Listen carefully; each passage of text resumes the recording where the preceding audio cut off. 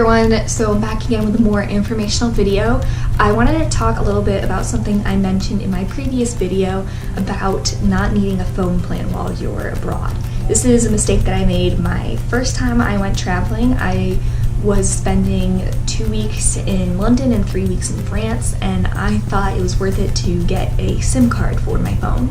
And I want to explain why that's not really necessary. The number one reason why I think people need a cell phone plan abroad is that they need to access their maps on their phone, and I completely understand that. I am lost without Google Maps. But the great thing about Google Maps is that you can actually download the maps. That way they're still accessible offline. There are certain apps that market themselves as being able to do this, but as most people have Google Maps already installed on their phone, this is really easy to do.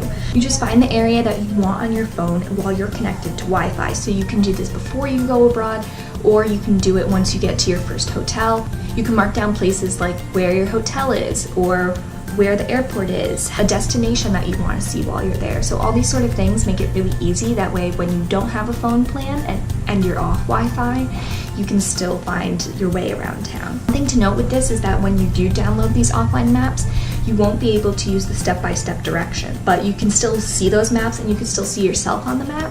So it's really easy to make your own navigation and just pay attention to the map. I think besides maps, the second most reason why people think that they need a SIM card or phone plan abroad is to be in contact with other people. If you're talking about being in contact with friends and family back home, the easiest way is to just stay connected when you're on Wi-Fi. Throughout the day, you don't need to be texting your friends or you don't need to be calling back home. What I would do is when I would get home to my hotel or hostel at night and I wanted to call my family and let them know I was doing okay, I would use FaceTime audio. It's a way that is phone calling, but it's using Wi-Fi. So as long as you have Wi-Fi, you're all set. Now, for when you are in the country, and if you're going to be traveling with friends, a lot of times it can seem like you need that Wi-Fi or you need some sort of phone plan to stay connected throughout the day. But I never had a problem with this. Usually if I was going somewhere, my friends were going with me, or if we were going to different places, we would just set up something in advance saying, you know, we'll meet back at the hotel at 1 o'clock. I never had a problem with it. If you and your friends have issues communicating back and forth, then maybe it's worthwhile to get a SIM card. You can get a very basic plan such as, you know, a certain number of texts or a certain number of minutes. Now, the last reason why people tend to think that they need a phone plan is that they think there won't be any Wi-Fi wherever they're going. And I can tell you there is Wi-Fi everywhere.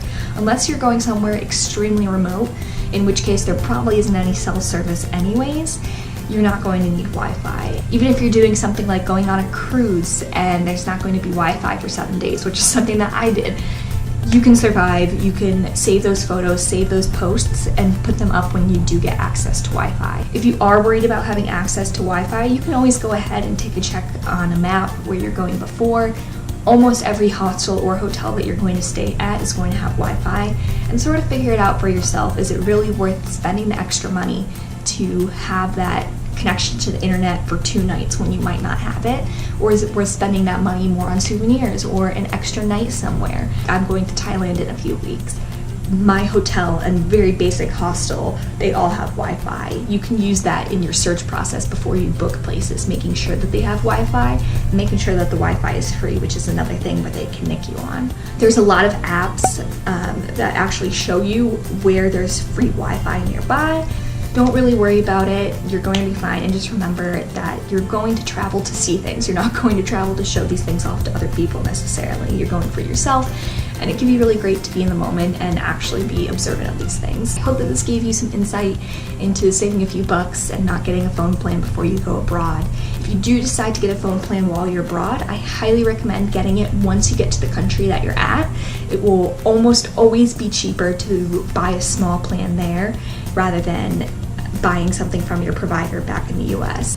So I hope that these tips were really helpful. Let me know if you have any other questions about phone plans or using phones while abroad, Wi-Fi, etc. I'll have all my social media handles in the description below. Thanks!